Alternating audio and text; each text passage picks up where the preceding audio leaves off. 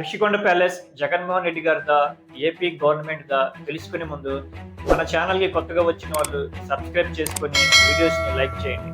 సరే, టాపిక్ లోకి వస్తే సిబిఎన్ గారు ఎటువంటి ఎవిడెన్స్ లేకుండా ఋషికొండ ప్యాలెస్ జగన్మోహన్ రెడ్డి గారిది అని, జగన్మోహన్ రెడ్డి గారు ఋషికొండ ప్యాలెస్ కట్టి రాష్ట్రానికి చేయరని నేరం చేశారని, అక్కడ ఏదో జరగకూడని సంఘటనలు జరిగాయని, రాష్ట్రానికి అన్యాయం జరిగిపోయిందని సిబిఎన్ గారు ఋషికొండ ప్యాలెస్ విజిట్ చేసిన తర్వాత ప్రెస్ కి ఇచ్చిన స్టేట్మెంట్స్ ఇవి. ఫ్రెండ్స్, సిబిఎన్ గారు ఏం మాట్లాడారో వింటే నాలెడ్జ్ ఉన్న వాళ్ళు కూడా నిజంగానే ఋషికొండ ప్యాలెస్ జగన్మోహన్ రెడ్డి గారిది అని కన్ఫర్మ్ చేసుకుంటారు. ఎందుకంటే సిబిఎన్ గారి ద వే ఆఫ్ ప్రెజెంటేషన్ అలా ఉంది. సిబిఎన్ గారి ఎంటైర్ ప్రెస్ మీట్ లో కొన్ని మెయిన్ పాయింట్స్ ని మీ ముందు ప్రజెంట్ చేస్తాను, వినండి. ఈ రోజు ఇక్కడ వచ్చి చూసినప్పుడు ప్రజాస్వామ్య దేశంలో ఇలాంటివి సాధ్యమని ఆశ్చర్యం ఇస్తుంది. ఎవరు కూడా కలలో కూడా ఊహించాం. ఒక వ్యక్తి విలాసవంతమైన జీవితాల కోసం, తన స్వార్థం కోసం ఏ విధంగా ఇలాంటి కార్యక్రమాలు చేస్తాడో ఇది చూసిన తర్వాత మైండ్ బాగ్లింగ్, గుండె చెదిరిపోయే నిజాలు వస్తున్నాయి. ఇంత నేరాలు చేయాలంటే కూడా ధైర్యం ఉండాలి, అన్నిటికీ తెగించాలి. ఫ్రెండ్స్, ఇక్కడ సిబిఎన్ గారు ఇండైరెక్ట్ గా జగన్మోహన్ రెడ్డి గారి విలాసవంతమైన జీవితానికి ఋషికొండ ప్యాలెస్ కట్టుకున్నారు అని చెప్పి, ఇటువంటి నేరాలు చేయాలంటే ఎంతో ధైర్యం కావాలని చెప్పి ఇండైరెక్ట్ గా కామెంట్ చేశారు. ఇక్కడ నా పాయింట్ ఆఫ్ వ్యూ ఏంటంటే, సిబిఎన్ గారు ఎటువంటి ఎవిడెన్స్ లేకుండా ఋషికొండ ప్యాలెస్ జగన్మోహన్ రెడ్డి గారిది అని ఎలా నిర్ధారించారు?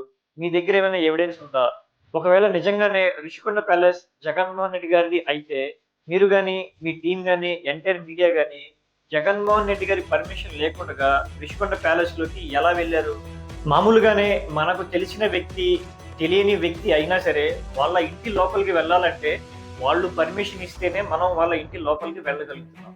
అయితే ఈ చిన్న ఫండమెంటల్ లాజిక్ ని సిబిఎన్ గారు ఎలా మిస్ అయ్యారు? అంటే మీరు ఏం చెప్తే అది ఏపీ రాష్ట్ర ప్రజలు నమ్మేస్తారు అని ఇంకా మీరు ఫీలింగ్ లో ఉన్నారా? కనీసం రోడ్లలో గుంతలు పడితే 500 కోట్లు ఖర్చు పెట్టుంటే ఆ గుంతలను పూడ్చేవాళ్ళం. ఇందులో సిబిఎన్ గారు ఏం చెప్పారంటే 500 కోట్ల ప్రజాధనాన్ని వేస్ట్ చేశారు, ఆ డబ్బులతో రోడ్ల మీద ఎరుకున్న గుంతల్ని పూడ్చొచ్చు కదా అని కామెంట్ చేశారు. సిబిఎన్ గారు, మీరు ఒక విషయం మర్చిపోయారేమో. మన రాష్ట్రం విడిపోయిన తర్వాత ఆంధ్ర రాష్ట్ర ప్రజలు మీకు అవకాశం ఇచ్చారు. ఎందుకంటే మీకంటూ ఒక బ్రాండ్ ఉంది, విజనరీ చంద్రబాబు గారు అని. సో ప్రజలు మీకు అవకాశం ఇచ్చినప్పుడు ఒక తాత్కాలిక సచివాలయం పేరుతో 750 కోట్ల ప్రజాధనాన్ని మీరు వృధా చేయలేదా?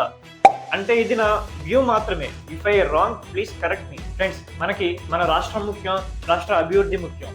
ముఖ్యమంత్రులు మారుతూ ఉంటారు, కానీ మన రాష్ట్రం ఇంకా ఎప్పుడు అభివృద్ధి చెందుద్దు అని క్వశ్చన్ మార్కులో ఉండి ఈ వృధ రాజకీయాల్లో పడి మన రాష్ట్రాన్ని వెనక్కి నెట్టదు. ఫ్రెండ్స్, ఋషికొండ ప్యాలెస్ మీద జరుగుతున్న కాంట్రవర్సీ మీద నా పాయింట్ ఆఫ్ వ్యూని మీతో షేర్ చేసుకున్నాను. అయితే మీ పాయింట్ ఆఫ్ వ్యూని కూడా కామెంట్స్ ద్వారా తెలియజేయండి. వీడియో నచ్చినట్లయితే లైక్ చేయండి. ఛానల్కి కొత్తగా వచ్చిన వాళ్ళు సబ్స్క్రైబ్ చేసుకోండి. మరో కొత్త వీడియోతో కలుద్దాం. అప్పటి వరకు జై హింద్.